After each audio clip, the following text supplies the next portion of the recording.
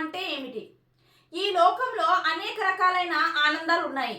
కొన్ని ఆనందాలు పరిశుద్ధుడైన దేవుని నుండి మనల్ని దూరం చేస్తాయి. కొన్ని ఆనందాలు ఆ దేవునికి కృతజ్ఞతలు చెప్పేలా చేస్తాయి. సర్వ సృష్టికర్త అయిన దేవుడు పరిశుద్ధ గ్రంథంలో ఇలా వ్రాయించాడు: ఎల్లప్పుడూ ప్రభువునందు ఆనందించుడి, మరలా చెప్పుదును ఆనందించుడి. అంటే మనం దేవుని మార్గంలో ఉంటే ఆయన అన్ని పరిస్థితుల్లోనూ మనతో ఉండి సహాయం చేస్తూ మన హృదయంలో నిజమైన ఆనందాన్ని నింపుతాడు. ఈ ఆనందాన్ని పొందేవారు భూమి మీద ఉన్నప్పుడే తమకు దేవుడు ఇవ్వబోయే శాశ్వతమైన మహిమ రాజ్యంలోని ఆనందాన్ని పరిశుద్ధాత్మ శక్తితో గ్రహించగలరు. ఇలాంటి వారు తమ జీవితంలో ఎదురయ్యే కష్టాలను, నష్టాలను, అనారోగ్యాలను, అవమానాలను బట్టి కృంగిపోకుండా దేవుని శక్తితో వాటిని ఎదిరిస్తూ ఆయనలో ఎల్లప్పుడూ ఆనందంగా ఉంటారు. కారణం ఏమిటంటే దేవుడు ఇచ్చిన వాక్య వాగ్దానమే వారికి ఆధారం.